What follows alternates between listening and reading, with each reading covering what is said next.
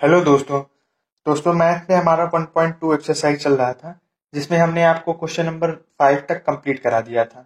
आज हम देखेंगे क्वेश्चन नंबर 6। क्वेश्चन नंबर 6 में हमारा यही दिया गया है, ये संख्या दोनों को हमको दिखाना है कि भाज्य संख्याएं हैं। अब ये भाज्य संख्या क्या होती है और अभाज्य संख्या क्या होती है इसे जान लीजिए। भाज्य संख्या ऐसी संख्या होती है जो किसी के पहाड़े से नहीं कटती है सिवाय अपने और एक के। जैसे जैसे 5 है। अब 5 देखिए किसी के पहाड़े में नहीं आता, ना तो 2 के पहाड़े में आता है ना 3 के पहाड़े में। 5 केवल 5 के टेबल में ही आता है और 1 के पहाड़े से कट जाएगा। 7 है। अब 7 जो है ना तो 2 के पहाड़े में आता है ना 3 के पहाड़े में आता है, 4 के पहाड़े में आता है। 7 केवल 7 के ही पहाड़े से कटेगा और 1 से कटेगा, तो ऐसी संख्याओं को कहा जाता है अभाज्य संख्या। अभाज्य संख्या किसे कहते हैं इसे समझ लेते हैं। ऐसी संख्या जो 1 से भी कटे, स्वयं के पहाड़े से भी कटे और दूसरों के पहाड़े से भी कटे, ऐसी संख्या भाज्य संख्या कहलाती है। जैसे देख लीजिए 24 है। अब 24 जो है स्वयं से भी कटेगा, 1 से भी कटेगा, 4 के पहाड़े से भी कटेगा, 6 के पहाड़े से भी कटेगा, 2 के पहाड़े से भी कटेगा और 3 के पहाड़े से भी कटेगा। इसलिए ऐसी संख्या को क्या कहते हैं? भाज्य संख्या। तो हमको यही दिखाना है ये दोनों संख्या भाज्य संख्या है। तो हम हल करते हैं, देखिए कैसे करते हैं। इन दोनों में देखिए कॉमन क्या है, उभयनिष्ठ। देखिए दोनों में, इसमें और इसमें, दोनों में क्या एक जैसा है? 13 है, इसलिए हम 13 को कॉमन ले लेते हैं। तो देखिए 13 जब यहां बाहर निकल जाएगा तो यहां गुणे 1 हो जाएगा, प्लस ये वाला 13 देखिए बाहर निकल गया तो यहां भी कितना बचेगा? 1 बचेगा। इसी को हम सॉल्व करेंगे। 7 का गुणा हम 11 में करेंगे 77 हो जाएगा, और 77 का गुणा 1 में करेंगे तो आ जाएगा 77 प्लस 1। अब 77 में 1 जोड़ेंगे तो हमारा आ जाएगा 78। अब 13 का गुणा हम 78 में करेंगे तो हमारा आएगा 10 14।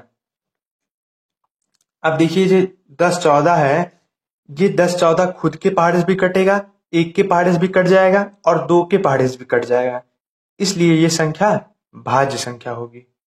ठीक इसी प्रकार हमको इसका पता लगाना है कि ये भाज्य संख्या है कि अभाज्य। तो इसमें देखिए क्या कॉमन है इन दोनों में?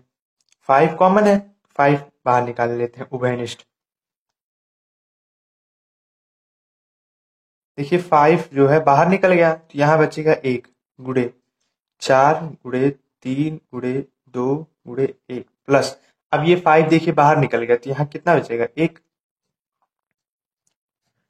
7 छंग 42 गुणे 1 का गुणा 4 में कहेंगे 4 ही होगा। इसका गुणा कर देते हैं 4 तिहाई 12 गुणे 2 प्लस 1। 12 दूनी 24, 42 गुणे 24। अब हम 42 और 24 का गुणा कराएंगे तो हमारा आ जाएगा 1008 प्लस 1। अब 1008 में 1 जोड़ेंगे तो हो जाएगा 1009। अब 1009 में हम 5 से गुणा कर देंगे तो हमारा आएगा 50 45। अब ये संख्या देखिए 50 45 जो है ये 5 से भी कट जाएगा, 50 45 खुद के पहाड़े से भी कट जाएगा और 1 के पहाड़े से भी कट जाएगा। इसलिए ये संख्या कौन सी संख्या होगी? भाज्य संख्या। तो इसीलिए हम यहां लिख सकते हैं कि अतः 7 गुणे 11 गुणे 13 प्लस 13 भाज्य संख्या है।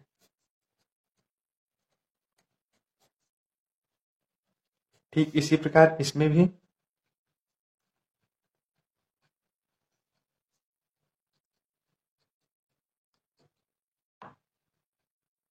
भाज्य संख्या है। That's it. क्वेश्चन नंबर 6 हमारा कंप्लीट हुआ। अब हम देखते हैं क्वेश्चन नंबर 7।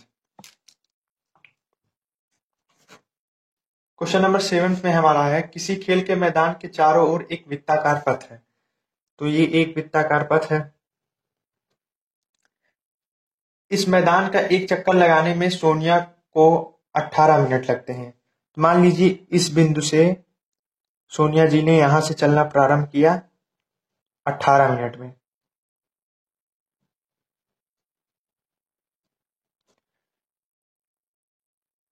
जबकि इसी मैदान को एक चक्कर लगाने में रवि को 12 मिनट लगते हैं। मान लीजिए दोनों एक स्थान और एक ही समय पर चलना प्रारंभ करें एक ही दिशा में, तो कितने समय बाद वह पुनः प्रारंभिक स्थान पर मिलेंगे। मतलब कि सोनिया जी अगर चाहती हैं तो उनको 18 मिनट लगता है। ठीक इसी प्रकार रवि इसी रास्ते से अगर चलते हैं तो इनको लगता है 12 मिनट।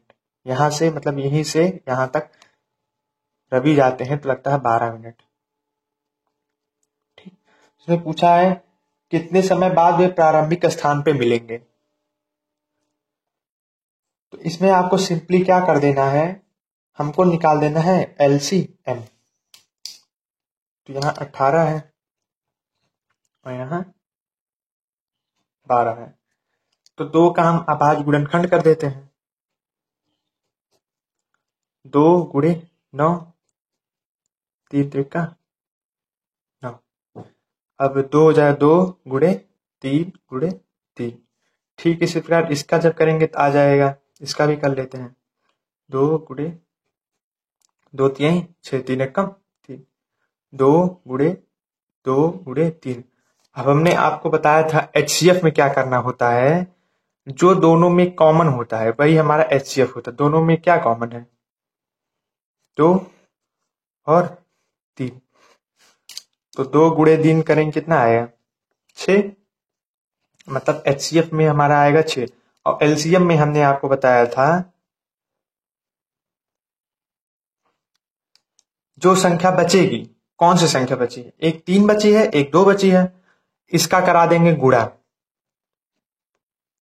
फिर गुणा करा देंगे जितना HCF होगा। HCF हमारा कितना है 6 से, तो 6 से गुणा करा देंगे। 3 दूना 6, 6 गुणे 6 करेंगे 36। और हमने बताया आपको LCM निकालना था ना, इसलिए हमारा ये आंसर जो होगा 36 मिनट होगा। तो क्वेश्चन नंबर 7 भी कंप्लीट हुआ। उम्मीद करता हूं आपको समझ में आया होगा।